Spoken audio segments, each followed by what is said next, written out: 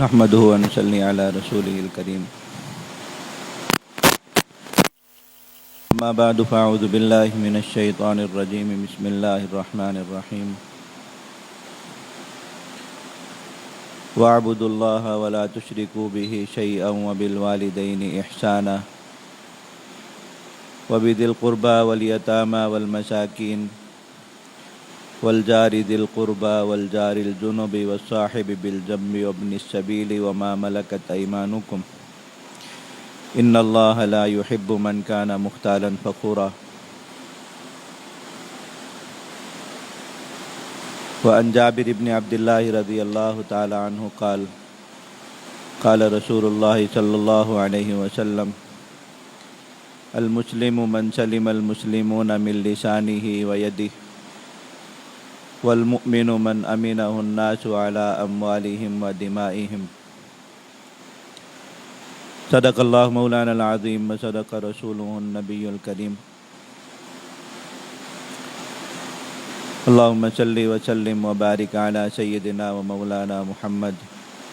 وعلى آل سيدنا ومولانا محمد كما تحب وترضى عدد ما تحب وترضى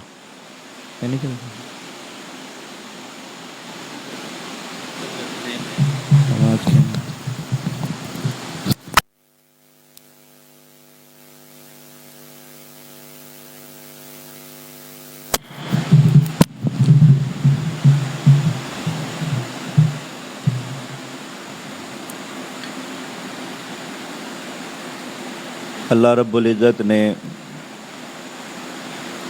ہمیں جو احکام عطا فرمائے ہیں شریعت کے، حضرات علماء کرام نے ان کو 3 شعبوں میں تقسیم فرمایا، یعنی سارے دین کا خلاصہ دین کے 3 شعبوں پر عمل میں ہے۔ ان شعبوں میں پہلا ہے عبادت،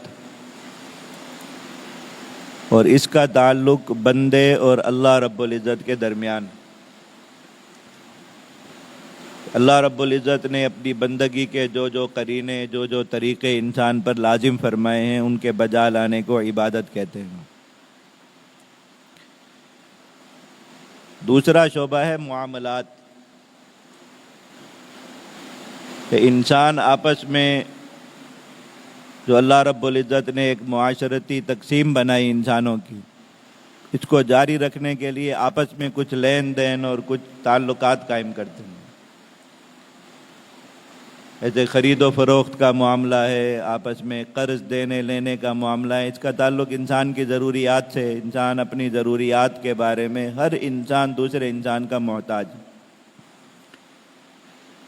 اللہ تعالیٰ نے انسانی زندگی کی ترتیب ایسے قائم فرمائی ہے کہ کوئی شخص یہاں دوسرے انسانوں سے مستغنی نہیں ہے، خواہ وہ دنیا کا مالدار سے مالدار ترین انسان ہو، صاحب اختیار ترین انسان ہو، یا کم تر درجے کا انسان ہو، معاشی اعتبار سے، مال کے اعتبار سے، عہدے کے اعتبار سے، منصب کے اعتبار سے، لیکن ہر انسان بہرحال اپنی زندگی چلانے کے لیے دوسرے انسانوں کا محتاج ہے۔ رزق کی تقسیم کا نظام ایسے ہی ہے، اور باقی دیگر جتنے بھی معاملات ہیں انسان سب ایک دوسرے کے محتاج ہیں۔ اس میں اللہ رب العزت نے ترتیب ایسی قائم فرما دی۔ تو یہ جو اپنی ضروریات پوری کرنے کے لیے انسان باہم معاملات کرتے ہیں، ان کی بنیاد کیا ہونی چاہیے اور یہ کس طریقے سے کیے جائیں، کون سے طریقے ان کے صحیح ہیں، کون سے طریقے ان کے غلط ہیں، دین کا بہت بڑا شعبہ۔ آپس میں خرید و فروخت کرنی ہے تو کس طرح ہو، لین دین کرنا ہے تو کس طرح ہو، قرض لینے دینے کا معاملہ کرنا ہے کس طرح ہو، ایک دوسرے کو ہدیہ تحفہ پیش کرنا ہے کس طرح ہو، یہ ساری چیزیں اللہ رب العزت نے طے فرما دی۔ شادی نکاح ہے، معاملات، یہ سب چیزیں۔ تو ہر کام میں اللہ رب العزت نے جو تعلیمات ارشاد فرمائی، نبی کریم صلی اللہ علیہ وسلم نے جو اسوہ حسنہ دیا اس کو پورا کرنا، یہ دین کا دوسرا شعبہ ہے، معاملات۔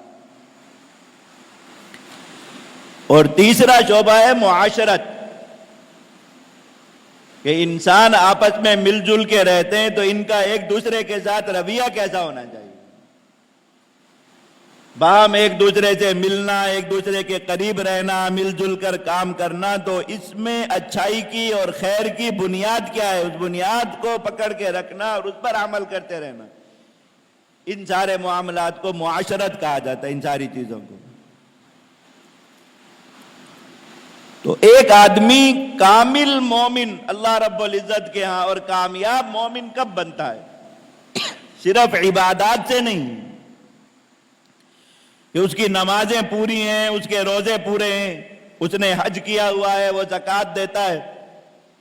اور جو دین کے فرائض ہیں، حرام حلال ہے، ان کا خیال کرتا ہے، تو یہ کامل مومن ہو جائے؟ عند اللہ نہیں۔ دیکھا جائے گا کہ معاملات میں کیسا ہے،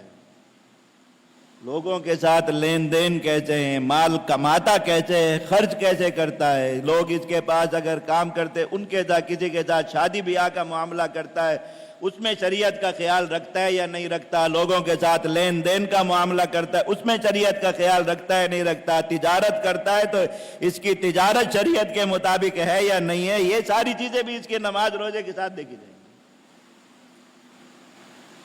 تو اگر عبادات کے بعد ان میں بھی پورا ہے تو اور بہترین درجے کا مومن ہوں، لیکن ابھی بھی کامل نہیں ہے، پورا نہیں ہے۔ اب آگے دیکھی جائے گی معاشرت کہ مسلمانوں کے ساتھ اس کا میل جول کیسا ہے، مسلمانوں کے ساتھ اس کا رویہ کیسا ہے۔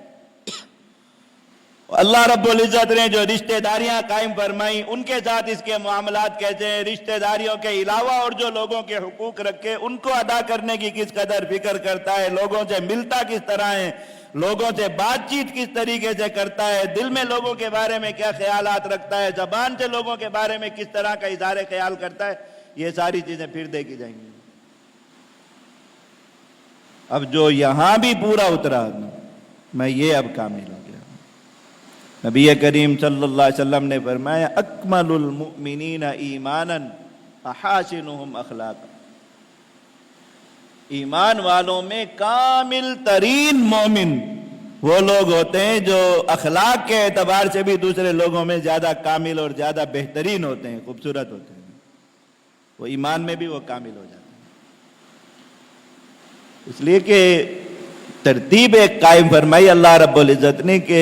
اللہ تعالیٰ نے کچھ حقوق اپنی ذات کی نسبت سے لازم فرمائے، کچھ حقوق بندوں کی نسبت سے انسان پر لازم فرمائے۔ اب اللہ رب العزت کی ذات کے جو براہ راست حقوق ہیں ان کو ادا کرنا تو عبادت ہے ہی، بندگی کا تقاضا ہے ہی۔ اللہ تعالیٰ نے نماز کا حکم فرمایا، روزے کا حکم فرمایا، اور عبادت کے ہر فرد کو اللہ رب العزت نے اپنی ذات کے لیے خاص کرنے کا حکم ہے۔ ایاک نعبد، جتنے بھی قرینے ہیں عبادت کے، جتنے بھی طریقے ہیں عبادت کے، بندہ یہ اقرار کرتا ہے بار بار کہ یہ خالص اللہ رب العزت کی ذات کے لیے، اور ان کا اتمام کرنا، ان کو پورا کرنا لازم ہے، ان کی گنتی پوری کرنی ہے، ان کا گنتی کے ساتھ سوال ہوگا۔ نمازیں 5 ہیں تو 5 ہی پوچھی جائیں گی، 4 پر نہیں چھوٹ سکتا، 3 پر نہیں چھوٹ سکتا، جو اللہ رب العزت کا فرض ہے وہ پورا کرنا ہے۔ لیکن یہ جو اللہ رب العزت نے بندوں کے سلسلے میں اور ان کی نسبت سے کچھ ذمہ داریاں عائد فرما دی، ان کو پورا کرنا بھی در حقیقت اللہ رب العزت کے حکم کو پورا کرنا ہوتا ہے۔ انسان معاملات میں صاف رہے، اپنی تجارت کو صاف ستھرا رکھے، لوگوں کے ساتھ لین دین صاف ستھرا رکھے، رشتہ داریوں کے جو معاملات ہیں رشتے کرنے توڑنے کے ان کو شریعت کی بنیاد پر استوار رکھے، تو در حقیقت مان کس کی رہا ہے، عبادت کس کی کر رہا ہے، یہ سب کر کے بظاہر یہ سارے کام ہو تو بندوں کی نسبت سے رہیں گے، لین دین بندوں کے ساتھ ہو رہا ہے، لیکن اللہ رب العزت نگرانی فرما رہے ہیں کہ ہمارا اس میں ایک حکم تھا، پورا کیا یا نہیں کیا، وہ کیا تو یہ تجارت بھی کیا بن گئی، اللہ رب العزت کی عبادت بن گئی۔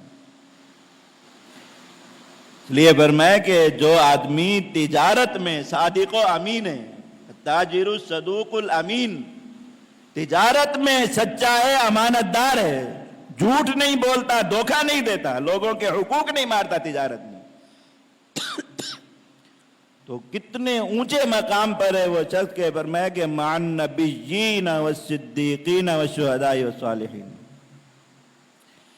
کہ جو 4 کامیاب ترین طبقے انسانوں کے اللہ رب العزت کے ہاں، انبیاء کرام، صدیقین، شہداء، صالحین، فرمایا یہ آدمی بھی ان میں اللہ رب العزت اس کو شامل فرمائے۔ ظاہر اب دکانداری تھی، کوئی نماز روزہ تو نہیں تھا، کوئی رکوع سجدہ تو نہیں تھا، ذکر تلاوت تو نہیں تھی، بظاہر تو دنیا کا کام تھا، لیکن وہاں بھی اللہ رب العزت کے حکم کا خیال رکھا۔ میں یہ ان لوگوں کے ساتھ پہنچ گیا جو اپنی عبادات اور اپنے مجاہدات کے ذریعے اللہ رب العزت جنہوں نے کامیابی پائی، اس آدمی نے اس ایمانداری کے ذریعے وہ کامیابی پائی۔ تو در حقیقت معاملات کو شریعت کے مطابق کرنا، یہ بھی اللہ رب العزت کے حکم کو پورا کرنا، اور لوگوں کے ساتھ معاشرت اچھی رکھنا، درجہ بدرجہ جیسے جیسے اللہ رب العزت نے جس انسان کے ساتھ جس قدر زیادہ تعلق وابستہ کیا انسان کا، اسی قدر اس کے ساتھ اچھا رہنا، اسی قدر اس کے ساتھ جو ہے وہ بہترین سلوک کرنا، یہ بھی اللہ در حقیقت انسان اللہ رب العزت کے احکام کو پورا کر رہا ہوتا ہے تو وہ اس کے ذریعے بھی اللہ رب العزت کے ہاں جو ہے وہ مقامات اور بلندیاں پاتا ہے۔ اس لیے نبی کریم صلی اللہ علیہ وسلم نے فرمایا کہ جو صاحب اخلاق شخص ہے، اس کے اخلاق، لوگوں کے ساتھ جس کا رویہ، لوگوں کے ساتھ جس کے معاملات اور اس کا خلق اللہ اور اس کے رسول کی تعلیمات کے مطابق آگئے، وہ اپنے اس حسن خلق سے فرمایا کہ ان لوگوں کے مقام اور مرتبے کو پا لیتا ہے جو عبادات کی کثرت کے ذریعے اللہ رب العزت کا قرب حاصل کرتے ہیں، تو یہ بھی ان کے درجے کو پہنچ جاتا ہے اس کے ذریعے۔ اس لیے کہ یہ اپنے لیے ایک ایسا خزانہ اور ایسا کھاتا کھولتا ہے جو اللہ رب العزت کے ہاں بہت زیادہ مقبول ہے۔ دیکھو، ایک انسان کی دعا ہوتی ہے، مانگنا ہوتا ہے اپنے لیے، خود مانگتا ہے اللہ رب العزت سے، اللہ تعالیٰ اس کو بھی قبول فرماتے ہیں۔ وعدہ ہے اللہ تعالیٰ کہ مجھ سے مانگو میں تمہیں دوں گا، دینے کی مختلف شکلیں اللہ رب العزت کسی نہ کسی شکل میں عطا فرماتا ہے۔ لیکن فرمایا کہ تیز ترین قبول ہونے والی دعا کسی انسان کے حق میں وہ ہوتی ہے جو کوئی دوسرا مسلمان اس کے علم کے بغیر، اس کے جانے بغیر اس کے لیے کرتا ہے۔ تیز ترین قبول ہونے والی دعا یہ ہے، اسرع الدعاء اجابت۔ تو جو انسان لوگوں کے ساتھ حسن خلق کا معاملہ رکھتا ہے شریعت کے اخلاق کے مطابق، اس کو پتہ نہیں ہوتا کہ اس کے لیے کون کون کہاں کہاں دعائیں کر رہا ہے، اس کے کس عمل کی وجہ سے، کس رویے کی وجہ سے کسی کو خوشی ہوئی، کسی مسلمان کو اس کے دل سے اس کے لیے دعا نکلی، کسی کو اس کے کسی رویے کی وجہ سے بھلائی پہنچی، خیر پہنچی، اس کے دل سے اس کے لیے دعا نکلتی، تو اس نے اپنے لیے ایک ایسا کھاتا کھولا ہے جو اللہ رب العزت کے ہاں بہت زیادہ مقبول ہے۔ تو وہ اپنے ان چیزوں کے اخلاق کے ذریعے بغیر کوئی مال خرچ کیے اور بغیر کوئی تھکاوٹ اور بغیر کوئی مجاہدہ کیے، لوگوں کی دعاؤں کے ذریعے، لوگوں کے دل خوش کرنے کے ذریعے اللہ رب العزت کا قرب اور مقام پاتا رہتا۔ لوگ دعا نہ بھی کریں خوش تو ہوتے ہیں۔ اور میں کہ الخلق عیال اللہ، اللہ تعالیٰ کی مخلوق، اللہ تعالیٰ کے بندے اللہ تعالیٰ کا کنبہ ہیں۔ تو اللہ تعالیٰ کے ہاں سب سے بہترین، سب سے پسندیدہ، سب سے مقرب، سب سے محبوب شخص وہ ہوتا ہے جو اللہ رب العزت کے عیال کے ساتھ حسن سلوک کرتا ہے۔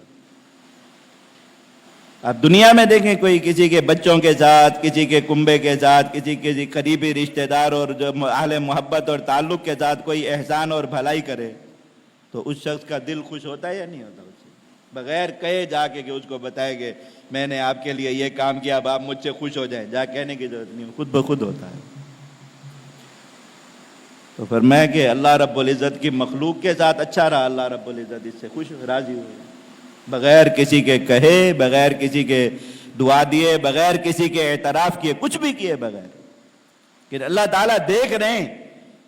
کہ ہماری مخلوق کے لیے فکر مند ہے۔ کم سے کم درجہ کیا ہے حسن معاشرت کا؟ کم سے کم درجہ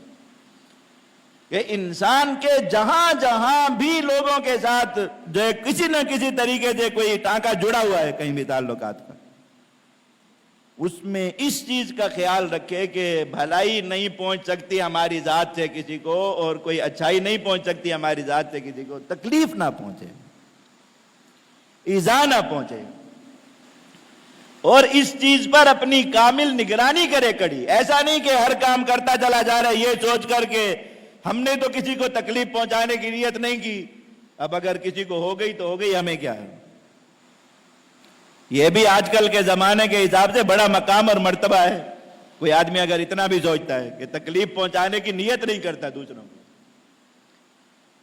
ورنہ اللہ تعالیٰ معاف فرمائے گھر سے لے کے باہر تک جہاں جہاں بھی کسی شخص کا کسی دوسرے کے ساتھ کوئی معاملہ ہے اور تعلق ہے تو صاف پتہ چلتا ہے کہ قصد اور ارادے سے ایسے کام کیے جا رہے ہیں کہ دوسروں کو تکلیف پہنچے ضرور. ان کو پتہ چلے کہ ہم بھی ہیں, ہمارا وجود محسوس ہو, کوئی بیٹھ کے ذکر تو کریں, یاد تو کریں. اگر کسی کو تنگ نہیں کریں گے, کسی کو تکلیف نہیں پہنچائیں گے, کوئی ہمارا ذکر کیوں کرے گا کسی مجلس میں؟ خیر تو کر نہیں سکتے. تو ہر عمل سے نظر آتا ہے صاحب. تو اس زمانے کے اعتبار سے تو یہ بھی بڑا مرتبہ ہوگا انسانوں میں, وہ بھی کسی اونچے مقام پر شمار کیے جانے قابل ہے وہ آدمی جو کم از کم اتنی وہ ہے کہ کام تو اپنی مرضی کرتا رہتا ہے لیکن دوسروں کو تکلیف پہنچانے کی نیت نہیں کرتا. اسلام نے یہ کہا کہ تم اس وقت تک کامل مسلمان ہو نہیں سکتے, اللہ کے ہاں کامل مسلمان نہیں کہلا سکتے, اللہ تعالیٰ کے ہاں کامل مسلمانوں میں شمار نہیں ہو سکتے جب تک کہ یہ فکر تم پر طاری نہ ہو کہ دوسرے مسلمان کو تمہارے ہاتھ سے تمہاری زبان سے کوئی تکلیف اور کوئی ایذا نہ پہنچے. کتنے صحابہ کرام سے روایت ہے یہ حدیث نبی کریم صلی اللہ علیہ وسلم کی, درجنوں صحابہ کرام اس کو روایت کرتے ہیں. کا مطلب ہے کہ اللہ کے نبی صلی اللہ علیہ وسلم نے بار بار یہ بات ارشاد فرمائی, کئی مجالس میں یہ بات ارشاد فرمائی, اس لیے اس کو نقل کرنے والے بہت جان. میں المسلم, مسلمان ہے ہی وہ شخص, مسلمان کہلانے کے قابل ہی وہ شخص ہے, من سلم المسلمون من لسانہ و یدی, کہ دوسرے مسلمان اس کی زبان اور اس کی ہاتھ کی ایذا سے کم از کم محفوظ ہیں. یہ اپنی زبان سے کسی کو تکلیف نہیں پہنچاتا, یہ گالم گلوچ, یہ لڑنا جھگڑنا, ہر کسی سے بدتمیزی سے بات کرنا, درست رویہ رکھنا, بعض لوگ اس کو اپنے لیے ایک بہت اعزاز کی بات سمجھتے ہیں,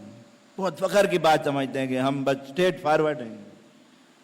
ہم جو کچھ ہمارے دل میں وہی ہماری زبان پہ, اس کو اپنے صفائی سمجھتے ہیں اپنے حق میں اور اپنا کمال سمجھتے ہیں کہ جو ہمارے دل میں ہوتا ہے ہم کہہ دیتے ہیں.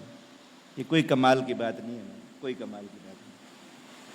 اللہ کے نبی صلی اللہ علیہ وسلم کو صحابہ کرام فرماتے کہ اس چیز کا اتنا اہتمام تھا, حالانکہ نبی کریم صلی اللہ علیہ وسلم کسی کو ڈانٹتے, کسی کو تنبیہ فرماتے, کسی کو سمجھاتے,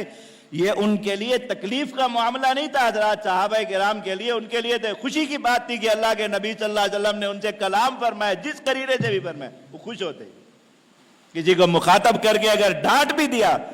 وہ اپنے لیے اعزاز سمجھتا کہ اللہ کے نبی صلی اللہ علیہ وسلم نے کلام تو مجھ سے فرمایا, مجھے مخاطب فرمایا, خوش ہوتی. لیکن اتنا اہتمام تھا نبی کریم صلی اللہ علیہ وسلم کو شمائل کی روایات میں کہ نبی کریم صلی اللہ علیہ وسلم کسی شخص میں اگر کوئی غلطی دیکھتے تو اس کے قریب کسی اس کے تعلق والے شخص کو یہ فرماتے کہ یہ آدمی فلاں کام غلط کر رہا ہے, اس کو سمجھا دینا. انہی مجلس میں اس کو بلایا, دوسروں کے سامنے اس کو کہا کہ ہاں تم بھی فلاں کام یہ غلط کر رہے ہو. تو خود دوسرے شخص کو, اور چونکہ نبی ہیں اللہ کے نبی صلی اللہ علیہ وسلم, آپ کی ذمہ داری ہے تربیت لوگوں کی, تو یہ بھی نہیں کہ وہ بات رہ جائے اس تک پہنچے نہ, لیکن اس کا قرینہ کیسے اختیار کیا جا رہا ہے کہ یہ بات اس تک پہنچنا اس کے لیے ادنا سی بھی تکلیف کا سبب نہ بنے, ادنا سی بھی ندامت اور خجالت کا سبب نہ بنے اس کے لیے.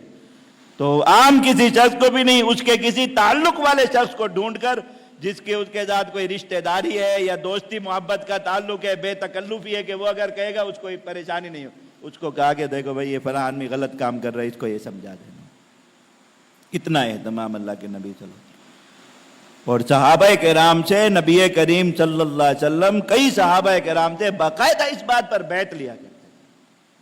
کہ دوسرے مسلمانوں کے حق میں خیر جیسے شریعت کے وہ احکام جو فرض ہیں واجب ہیں ان پر بیعت لی جا رہی, ہاتھ میں ہاتھ لے کے, ایسے ہی اللہ کے نبی صلی اللہ علیہ وسلم کے مسلمانوں کے ساتھ, دوسرے مسلمانوں کے ساتھ خیر خائی کا معاملہ رکھا. اور صحابہ کرام میں اتنا اس چیز کا اہتمام ہو جاتا تھا. حضرت جریر ابن عبداللہ رضی اللہ تعالیٰ نے, ایک صحابہ کرام فرماتے کہ ہم نے بازار میں دیکھا گھوڑا خریدنے کے لیے گئے, تو جو آدمی گھوڑا بیچ رہا اس نے اس سے پوچھا کہ کتنے کا ہے، اس نے کہا کہ 200 درہم کا. تو میں سوچ لو، تو وہ یہ سمجھا جیسے ہر گاہک کی عادت ہوتی ہے کہ بھئی کم کروانا چاہتے. اس نے کہا اچھا آپ 150 دے دیں. پر میں نہیں بھائی، یہ تمہارا گھوڑا جو ہے نا یہ 200 سے زیادہ کا لگتا ہے. یہ 200 کا نہیں، اچھی نسل کا گھوڑا ہے کہ ہو سکتا ہے تم مجبوری میں 200 میں بیچ رہے ہو اور پیسوں کی تمہیں ضرورت ہے نہیں، اس کی قیمت 200 سے زیادہ ہے، تم صحیح صحیح قیمت لگا. اس نے کہا اچھا 300 دے دیں. تو میں نہیں، کوئی پریشانی ہے، کوئی مسئلہ ہے، کیوں بیچنا چاہتے اتنے کم قیمت میں؟ تمہارا گھوڑا تو اس سے زیادہ قیمت. اب وہ شرمندگی سے بڑھاتا جا رہا ہے، 800 تک پہنچا. پھر اس کو کہا تو اس نے ہاتھ جوڑے، اس نے کہا حضرت اس سے زیادہ میں نہیں بڑھاتا، کچھ بھی ہو، میں اگر اس سے زیادہ بڑھاؤں گا تو میری طرف سے ظلم ہو جائے گا. آپ تو اپنی اس میں میری خیر خواہی میں، اور اگر میں اس سے زیادہ کر لوں گا تو میری طرف سے یہ ظلم ہو جائے گا. اب اس سے آگے میں نہیں جا سکتا. اس کو 800 دے کے اس سے لے گئے. تو دوسرے شخص صحابی تھے، انہوں نے جا کے پوچھا. انہوں نے کہا کہ جب ایک آدمی خود اپنی رضامندی سے 200 کہہ رہا ہے، چلو آپ نے اس سے 100 بڑھوا لیے، 300 کر دیے، تو یہ 800 تک آپ اس کو لے گئے، کیا بات ہوئی؟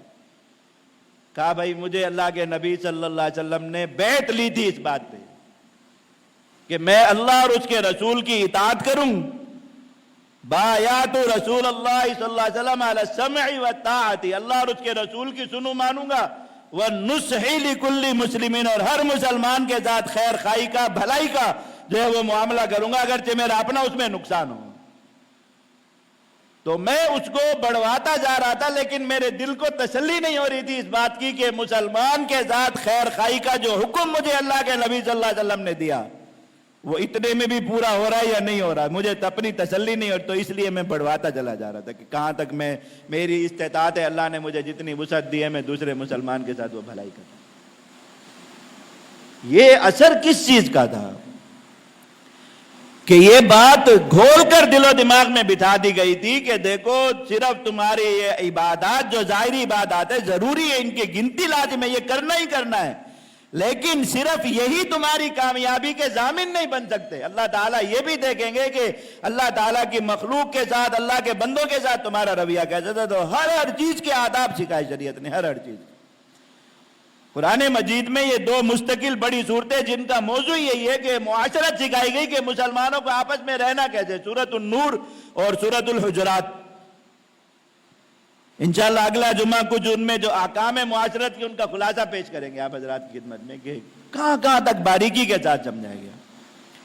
جو والدین ہیں ان کے ساتھ کس طرح کی معاشرت رکھنی ہے، قرآن میں یہ بات سمجھائی گئی. جس قرآن میں نماز کا حکم ہے اسی میں یہ بات سمجھائی گئی. جہاں اللہ کی عبادت کا حکم ہے ساتھ وَقَضَىٰ رَبُّكَ أَلَّا تَعْبُدُوا إِلَّا إِيَّاهُ، سب سے پہلا حق اللہ نے اپنا جتلایا کہ فیصلہ یہ ہے، امر یہ، حکم یہ کہ اللہ کی عبادت کرنی ہے، اور ساتھ پھر مخلوق میں جس کا سب سے زیادہ حق تھا وَبِالْوَالِدَيْنِ إِحْسَانًا ملا کر ساتھ پڑھنا. کہ وہ جو پہلا حکم ہے وہ اس دوسرے حکم کے بغیر کامل نہیں ہو سکتا. تم یہ کہو کہ نمازیں ہماری پوری ہے تو عبادت پوری ہو گئی، وَاعْبُدُوا اللَّهَ بِرَحْمَةٍ لگے، نہیں ہوا. اللہ تعالیٰ یہ دیکھے گا تم والدین کے ساتھ کیسے رہے. اللہ تعالیٰ نے اگلا تعلق بنایا، انسان بلوغ پر جاتا ہے، پہلا بڑا تعلق والدین کے ساتھ ہے، وہ سکھایا قرآن میں. آگے جا کے شادی ہو جاتی، سب سے بڑی جو ضرورت ہے. تو پھر میاں بیوی کو کیسے رہنا ہے، ایک ایک بات، لڑائی ہو جائے، جھگڑا ہو جائے، اس کو کس طریقے سے نمٹانا ہے، حتیٰ کہ اگر نوبت علیحدگی تک پہنچ جائے، ایسا ہو جائے کہ بس اب نہیں ہو سکتا گزارا اور علیحدگی ناگزیر ہو گئی، اس کا بھی طریقہ سکھایا کہ پھر اس طریقے سے الگ اور جدا. مسلمان کی شان یہ ہے، اسے جدا بھی لڑ کے نہیں ہونا چاہیے کسی کے ساتھ، اور گالم گلوچ کر کے نہیں ہونا چاہیے. ساری زندگی کے لیے الگ الگ ہو رہے ہو، ساری زندگی کے لیے رشتہ ٹوٹ رہا ہے، لیکن اس طریقے سے توڑ، پورا سکھایا. پڑوس کے حقوق ہیں، اللہ تعالیٰ نے پڑوسی کی قسمیں ذکر کر کے ذات کے کون کون سے قسم کا پڑوسی، کیا کیا اس کے حقوق. اور اللہ کے نبی صلی اللہ علیہ وسلم نے ایسا یہ سبق حضرات صحابہ کرام کو گھول کر پلائے. خود اپنے بارے میں کہ حضرت جبرائیل علیہ السلام آئے اور مجھے وصیت کرنا شروع کی کہ پڑوسی کا یہ خیال رکھنا ہے، یہ خیال رکھنا ہے، یہ خیال رکھنا ہے. کہا مجھے یہ خیال ہونے لگا کہ ابھی یہ بھی بتائیں گے کہ جب کوئی انسان مر جائے تو اس کی میراث میں پڑوسی کو کتنا حصہ ملے گا. میں یہ تو نہیں ہوا، لیکن فرمایا کہ میرے دل میں اتنا خیال آیا ضرور کہ اور تو کوئی چیز باقی نہیں رہی حسن سلوک کی، جو ہر ایک کا حکم آ گیا، تو شاید ابھی یہ حکم بھی اللہ کی طرف سے آ جائے کہ پڑوسی مر گیا تو اب انسان فوت ہو گیا تو اس کے مال میں سے پڑوسی کو بھی اتنا حصہ دیا جائے۔ رشتہ دار پڑوسی ہے اس کا حق، غیر رشتہ دار پڑوسی اس کا حق، اللہ تعالیٰ نے قسمیں الگ الگ کر کے بیان فرمائے۔ ایسے تو نہیں کہ ایک اختیاری چیز ہے، آپ پڑوسی کے ساتھ اچھے رہے بوڑھے رہے معاف ہو جائیں گے، اللہ تعالیٰ نے اس لیے تو قرآن مجید میں یہ ذکر نہیں فرمایا۔ جس قرآن میں نماز روزہ سکھایا اسی میں یہ سکھایا کہ پڑوسی کے ساتھ کیسے رہنا ہے۔ معلوم ہے جیسے اللہ نماز روزے کا پوچھے گا ایسے اس کا ہی پوچھے گا۔ حضرات صحابہ کرام کے ہاں کتنا اہتمام ہو گیا ان چیزوں کا، انہی تعلیمات کی وجہ سے۔ حضرت عبداللہ ابن عمرو ابن العاص رضی اللہ عنہ کے بارے میں ترمذی شریف میں روایت ہے، گھر والوں نے بکری ذبح کی اور بار بار پیغام بھیجا کہ کھانا پک گیا آ کے کھا لیں، کھانا پک گیا آ کے کھا لیں، مسجد میں بیٹھے ہوئے تو تشریف لائے جب کھانا کھانے کے لیے تو آ کے مسلسل ایک سوال کیا جا رہے گھر والوں مسلسل،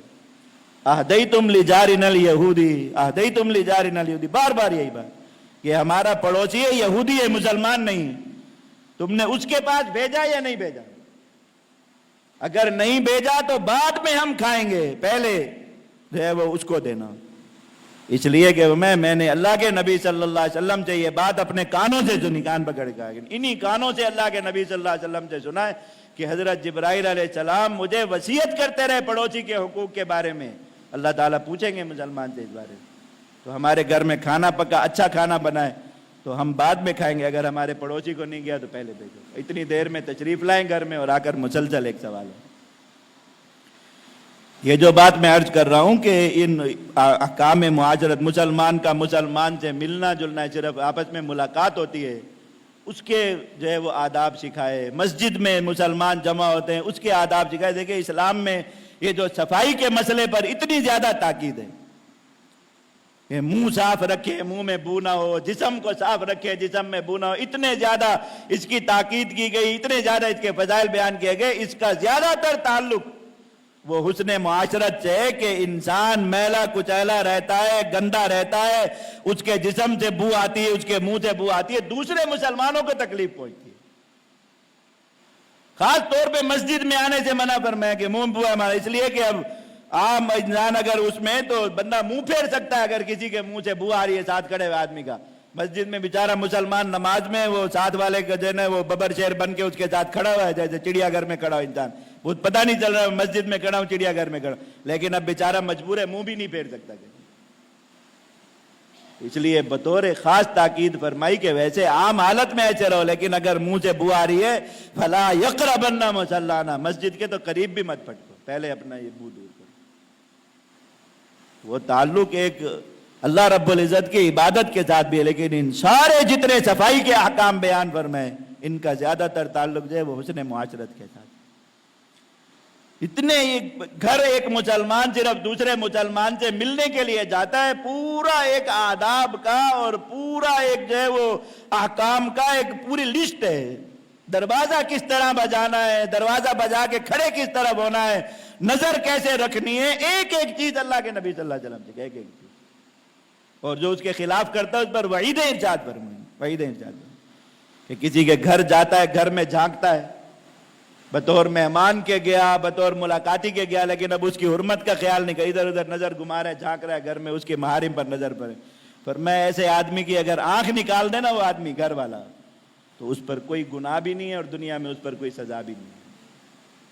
اس کو سکھایا جا رہا ہے کہ شرم کرو، حیا کرو۔ ایک مسلمان کے گھر میں اپنے کام سے گئے، ملاقات کے، تم اس کے گھر میں جھانک رہے، اس کی حرمت کو پامال کر رہے۔ اس قدر باریکی کے ساتھ یہ بات سکھائی، اور پھر وہ اللہ رب العزت کی عبادت کے نصاب کا حصہ بن گیا۔ اب انہی تینوں چیزوں کو دیکھا جائے گا کہ انسان کی عبادات گنتی پوری ہے یا نہیں، اور صحیح طریقے کے مطابق ہوئے یا نہیں ہوئے، معاملات اللہ اور اس کے رسول کے احکام کے مطابق ہوئے نہیں، معاشرت اللہ اور اس کے رسول کی تعلیمات کے مطابق رکھی یا نہیں رکھی، مسلمانوں کو تکلیف سے بچانے کے لیے اپنے اوپر تکلیف لیتا رہا یا نہیں لیتا رہا۔ اب جب پورا یہ نظام پورا فیصلہ ہوگا کہ یہ آدمی واقعی کامل تھا یا نہیں۔ اللہ کے نبی صلی اللہ علیہ وسلم کی خدمت میں صحابہ کرام نے ایک بڑھیا کے بارے میں عرض کیا، میں رسول اللہ ایک بوڑھی عورت ہے، اذکر منھا الصوم والصلاۃ، بہت چرچا ہے اس کا، نمازیں نوافل بہت زیادہ پڑھتی ہے، نفل روزے بہت زیادہ رکھتی ہے، اور اس کے صدقات خیرات ہر چیز کا بہت چرچا ہے، الا انہا تؤذی جا رہا، لیکن پڑوسیوں کے ساتھ بہت بری. نہ پڑوسی بیچارے اس کی زبان سے محفوظ ہیں، نہ اس کی ایذا اور تکلیف سے محفوظ ہیں، جیسے ان کو تنگ کر سکتی ہے کرتی ہے. میں ہی فی النار، یہ جہنم میں جائے گی. اور دوسری عورت کا ذکر کیا، میں بس فرائض ہیں، نہ باقی کوئی نوافل عبادات روزے نمازیں، ان کے بارے میں کچھ عورت ہے. حتیٰ کہ اگر صدقہ کر سکتی ہے بیچاری تو زیادہ سے زیادہ باسی پنیر جو گھر میں بچ جاتا ہے وہی دے سکتی ہے، کہ ہے نہیں اس کے علاوہ کچھ دینے کے لیے، یہی کر سکتی ہے. لیکن اپنے پڑوسیوں کے لیے بہت اچھی ہے. میں ہی فی الجنہ، یہ جنت میں جائے گی. اس لیے کہ دیکھو اس نے نصاب نہیں پورا کیا. لازم کیا تھا کہ تم اللہ تعالیٰ کے فرائض پورے کرتے، اس کے بعد اللہ تعالیٰ کے بندوں سے متعلق تمہارے کیا رویہ ہے، کیا معاملات ہے، جہاں جہاں تک واسطہ پڑتا ہے اللہ تعالیٰ بات دیں گے. اس نے نصاب پورا نہیں کیا. اس نے ایک طرف بہت کثرت کر دی کہ فرائض کے ساتھ نوافل بھی بہت ملا دیے، صدقات خیرات بھی بہت ملا دیے، لیکن ادھر اس بارے میں اس نے کوتاہی کر دی. اللہ تعالیٰ کی عبادت کا نصاب اس کا پورا نہیں ہوا، ناقص ہو گیا. بھائی یہ جہنم میں جائے گی اپنی سزا بھگتنے کے لیے. اور یہ دوسری کو پتہ ہے کہ اللہ تعالیٰ کی اتنی عبادت مجھ پر ضروری تھی، وہ میں نے کر دی. اور اس کے بعد اللہ تعالیٰ کے بندوں سے متعلق یہ ذمہ داریاں تھیں، وہ ذمہ داریاں بھی اس نے پوری کر دی. یہ اگرچہ اس کے پاس ایسی کوئی چیز نہیں ہے، ایسا کوئی عمل نہیں جس کی وجہ سے اس کی کئی لوگوں میں شہرت ہو، اس کا نام ہو کہ ایسی ہے ویسی ہے، فلاں فلاں، ایسی نیک ہے اور ایسی بیوی ہے اور وہ ہے. لیکن اللہ کے ہاں جو اس کا، اللہ کی طرف سے اس کا جو نصاب تھا وہ پورا ہو گیا، پر میں جنت میں جائے گی. لے بھائی معاشرت جیسے انسان نماز سیکھتا ہے، روزہ سیکھتا ہے، اور یہ اللہ رب العزت کے احکام عبادات کے سیکھتا ہے، ایسے ہی معاملات سیکھنے کی ضرورت ہے، ایسے ہی معاشرت کو سیکھنے کی ضرورت ہے. لوگ سیکھتے بھی ہیں تو کہاں سے؟ وہ لوگ جن کو جینا ہی اسلام نے سکھایا ان جانوروں سے سیکھتے ہیں، جن کے نہ رشتوں کی کوئی وہ ہے قدر ہے، نہ کوئی ان کا اللہ کا خوف ہے، نہ کوئی دنیا میں کوئی رشتوں کے اور خاندان کی یا ان چیزوں کی کوئی ان کے یہاں قدر ویلیو. انہوں نے خود دنیا میں بس اپنی بڑائی کے لیے اور اپنے بہتر نظر آنے کے لیے کچھ اپنے اصول اور ضوابط بنائے. سیکھتا بھی وہاں سے ان کے جا کے. اللہ تعالیٰ نے نبی کریم صلی اللہ علیہ وسلم کی ضرورت میں ایسا کامل نصاب مسلمانوں کا عطا فرمائے، جنہوں نے کوئی چیز جو قیامت تک مسلمانوں کے لیے، انسانیت کے لیے، انسانوں کے لیے خیر ہو سکتی ہے چھوڑی نہیں، جو اپنے عمل سے سکھانا دیے. لیکن مسلمان وہاں سیکھنے نہیں جاتے. تو یاد رکھیے، ہم اپنی عبادات کے ساتھ جب تک اپنے معاملات اور معاشرت درست نہیں کر سکتے، اور لوگوں کے ساتھ جو رویے اللہ رب العزت نے اور رسول اللہ صلی اللہ علیہ وسلم سکھائے ہم ان کو نہیں اپنا لیتے اور شریعت کے مطابق ان کا نہیں بنا لیتے، ہمارا دین کا نصاب، اللہ رب العزت کے عبادت کا ہی ہمارا جو نصاب ہے یہ پورا نہیں ہوتا، اور اس کے بغیر کامیابی نہیں مل سکتی. انشاءاللہ آئندہ جمعہ کو معاشرت کے جو آداب ضروری بتائے گئے ان پر کچھ قرآن مجید کی روشنی میں بات کریں.